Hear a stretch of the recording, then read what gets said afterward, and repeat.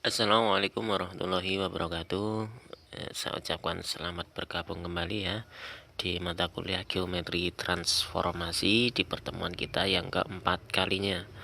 Oke, sebelum saya membahas materinya, tolong dipersiapkan alat-alat tulis.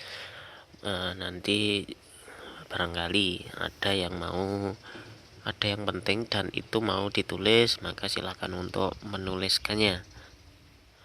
Oke, langsung saja kita masuk ke dalam materi kolienasi ya. Kolinier itu artinya adalah segaris ya, lurus ya, atau segaris ya. Kolienasi didefinisikan diketahui V itu himpunan garis pada bidang, himpunan garis ya. Dan T itu adalah transformasi yang memetakan V ke V ya. T disebut kolienasi jika T tersebut memetakan garis itu nanti hasilnya petanya itu berupa garis juga. Secara simbol notasi yang ada ditulis di bawahnya itu ya, intinya dia memetakan garis menjadi garis lagi, itu koordinasi. Sekarang kita masuk ke isometri atau transformasi ortogonal.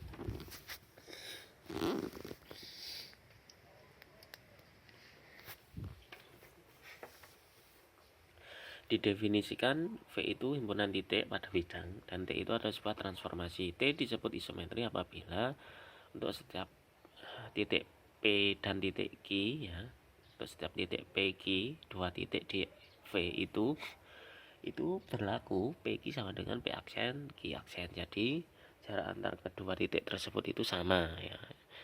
Jadi isometri itu transformasi yang mengawetkan atau mempertahankan jarak ya. Jadi mana PQ sama dengan P aksen Q aksen. P aksen itu adalah peta dari P, Q aksen adalah peta dari Q. Itu intinya seperti itu. Kita masuk contoh, ada transformasi dengan aturan tersebut ya. X kurang 5, Y ditambah 3. Nah, kita ambil sembarang titik. Cara membuktikannya apakah dia itu isometri atau bukan. Ambil sembarang titik ya, 2 titik ya, A dan B. Ini pembuktian secara khusus ya, artinya khusus itu titiknya langsung ditulis angka ya, langsung disebutkan titiknya. Tapi pembuktian khusus ini saya tujukan untuk agar kalian itu mudah dalam memahami contoh soal berikut ini. Tapi yang seperti ini kurang diperkenankan ya, karena contohnya harus pakai contoh yang umum. Contoh yang umum itu titik A nya itu berupa huruf ya. Misalkan titik A itu A1, A2, B itu B1, B2.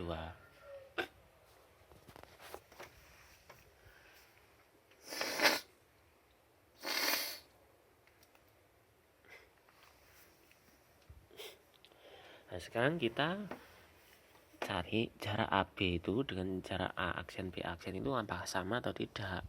Menggunakan rumus ini XB dikurangi XA, ini rumus antar dua titik ya, yang telah kalian pelajari di geometri pas kalian waktu SMA ya.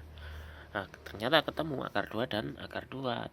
Jaraknya AB itu akar 2, jaraknya aksen B aksen ini juga akar 2, maka terbukti isometri karena jaraknya sama. Oke, sampai sini bisa dipahami ya. Kita lanjutkan sifat isometri itu yang pertama adalah mempertahankan garis ya. Artinya peta dari garis itu adalah garis juga, yaitu yang pertama. Yang kedua adalah besar sudutnya itu sama setelah dipetakan maupun sebelum dipetakan ya, mengawetkan besar sudut dan mengawetkan kesejajaran ya. Jadi dua buah garis sejajar sebelum ditransformasikan sejajar, apabila sudah ditransformasikan tetap sejajar. Itu sifat yang ketiga. Oke, kita masuk sifat yang pertama beserta pembuktiannya. Dia mengatakan garis menjadi garis ya. Nah, intinya seperti itu. Cara yang pertama, pembuktiannya adalah terdapat sebuah garis S misalkan ya, akan dibuktikan bahwa bayangannya itu juga sebuah garis. Misalkan T itu adalah bayangan atau peta dari S ya, buktikan S aksen itu sama dengan T. Nah, dengan S aksen itu adalah peta dari garis S itu sendiri. Nah, caranya yaitu dengan paling bawah sendiri itu S aksen itu bagian dari T dan T itu bagian dari S aksen. Pertama adalah S aksen itu bagian dari T. Kita buktikan, misal titik-titik di S itu adalah A dan B, diambil dua titik ya, A B ya di S. Nah, maka titik-titik di T itu adalah A aksen dan B aksen karena setelah ditransformasikan, jadi A aksen itu adalah TA ya, hasil dari TA, B aksen adalah hasil dari TB ya. Karena S aksen adalah himpunan semua bayangan dari titik S, maka dapat dibuktikan bahwa S aksen itu anggota dari T. Jadi sangat mudah membuktikan S aksen itu, karena S aksen itu himpunan semua bayangan titik S, maka secara otomatis dia itu bagian dari T. Ya, sekarang ambil titik P. Nah, karena kita mau membuktikan segaris ya, berupa garis ya, ambil titik P di S, maka akan ditunjukkan ada P aksen. P aksen itu adalah TP, hasil dari TP yang terletak di T. Sedemikian hingga A aksen, P aksen, dan B aksen itu juga segaris. Caranya demikian. Misal P terletak di antara A dan B ya, ini yang perhatikan gambar 31A. P itu terletak antara AB, maka AP tambah PB itu sama dengan AB ya, karena dia segaris. Karena S aksen adalah himpunan semua titik dari S, maka P aksen itu sama dengan TP terletak di S aksen. Sedemikian hingga karena ini tadi P itu terletak antara AB dan S itu himpunan dari semua titik ya yang ada di S, maka P aksen itu letaknya di tengah-tengah antara A aksen P dan B aksen, dan itu segaris ya. Sedemikian hingga karena tadi isometri, maka A aksen, B aksen ditambah B aksen, P aksen, B aksen itu sama dengan A aksen, B aksen ya.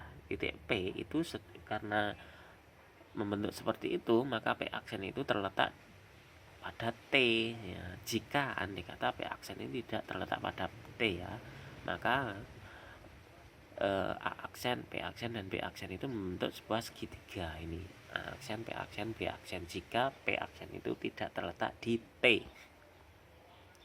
Sedemikian menurut ketaksaman segitiga, maka berlaku A aksen, P aksen ditambah B aksen, B aksen itu pasti lebih dari A aksen, B aksen ya. Ini sudut lancip itu lebih, sisi dari sudut lancip itu jika dijumlahkan maka hasilnya lebih dari sisi yang di depan sudut lancip, di depan sudut P aksen itu. Nah, ini kontradiksi dengan A aksen, B aksen ditambah P aksen, B aksen sama dengan A aksen, B aksen. Jadi itu kontradiksi, maka pengandiannya salah ya. Yang betul adalah P itu ada di T. Kontradiksinya karena tidak memenuhi isometrinya tadi ya.